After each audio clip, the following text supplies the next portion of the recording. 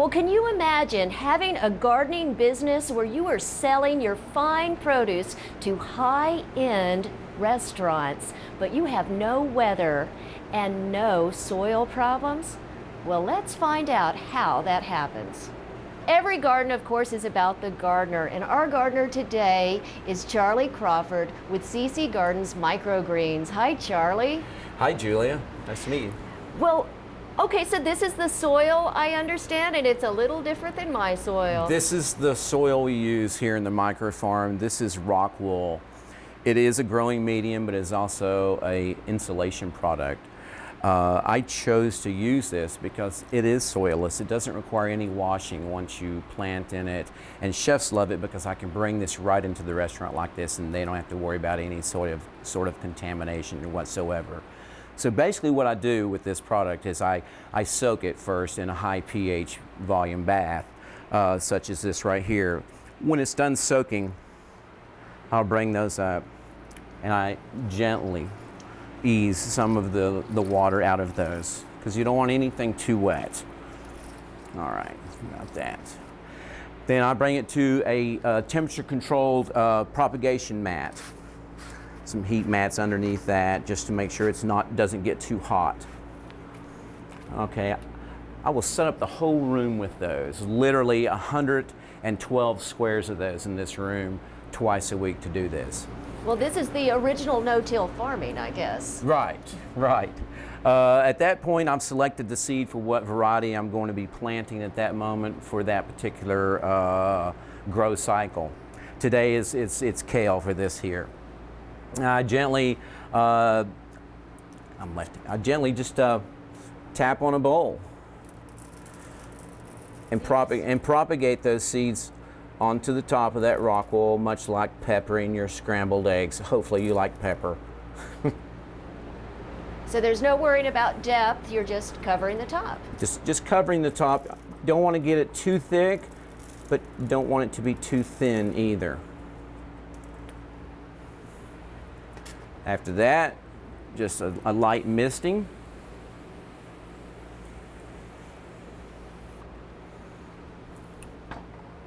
I'll cover those seedlings, the seeds soon to become seedlings. And there, this kale will take approximately 2 days to germinate. And I'll know it's ready because those little dark spots will now have little white hairs all over them and the start of a leaf. And when it gets real pronounced, which isn't long, it will look similar to this right here. When it does get that first pop, we call it, when a seed first lets go and it has that leaf, I'll move it over under the light. I'll take it off of those trays and move it onto one of these, mist it some more, and just proceed to water it. Every day we water. What we have here, this is a combination of basil genovese and opal basil. This is 4 days old. This is opal basil here, and it is about 2.5 weeks old. It's ready to go out the door. This is another blend of basil and its older version there. Well, now these are different from our old-fashioned sprouts, which were generally, I guess, just 2 or 3 days old, maybe when we would start eating them. Correct.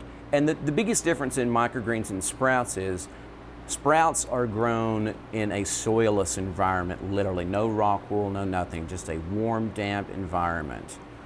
You consume the whole root and the small amount of leaf that's there.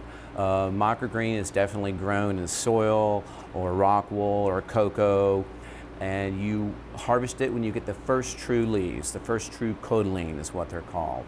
And that's when a microgreen is ready, generally anywhere from 1 week to 3 weeks. Well, there's something very familiar I see over here, Charlie, and I just can't believe that in all of these beautiful microgreens that you're trying to grow carrots. Mainly for the tops. Chefs love the carrot tops because they taste just like a carrot and they're beautiful. Now that is really fresh. Yes. Now some of these other things that you have here, well, the basil, of course. Isn't that wonderful how that smells on your hand? You just want to put that on your pillow. That is just fantastic. Now, when it comes to harvesting, well, you don't have to do that, do you? No, that is one thing this farmer does not have to do. Harvesting, for me, is loading the van with trays and orders and invoices and going out on a run. Usually takes about 2.5 hours any given day to do that run. Well, that's not so bad. And when the chefs get this beautiful bunch of microgreens, how are they going to deal with these? What do they use them for?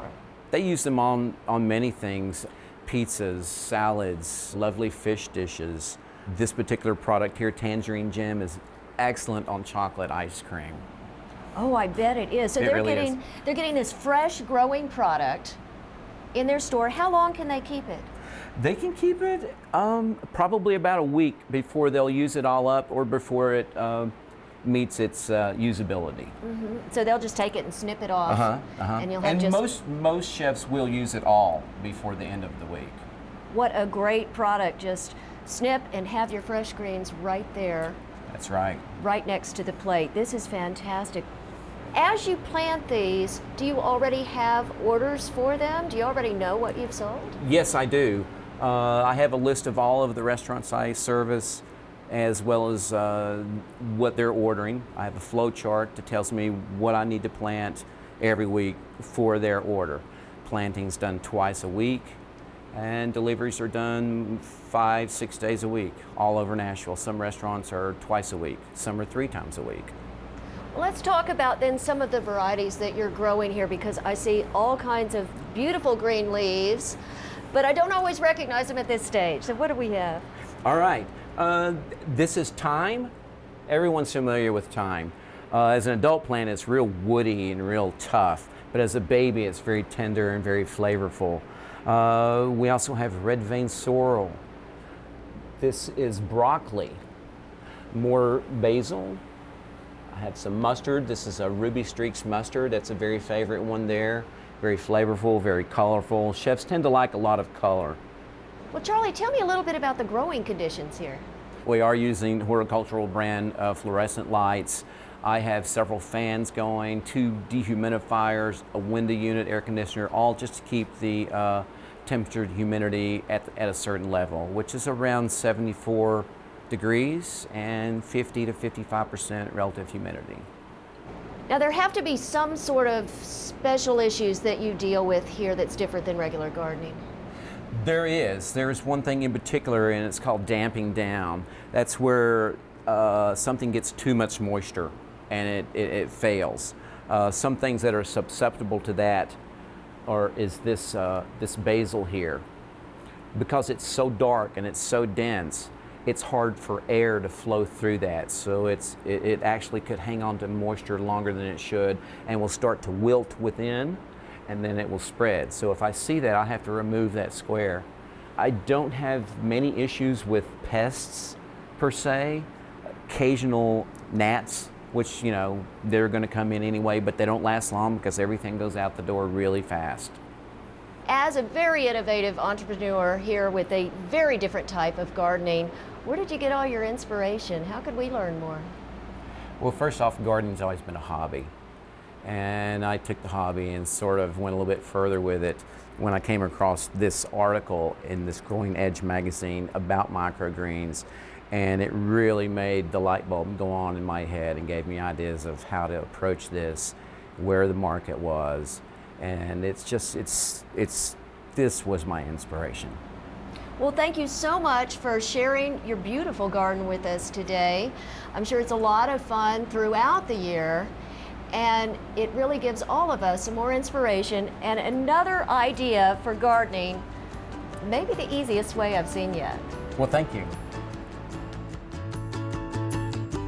For inspiring garden tours, growing tips, and garden projects, visit our website at volunteergardener.org or on YouTube at the Volunteer Gardener channel, and like us on Facebook.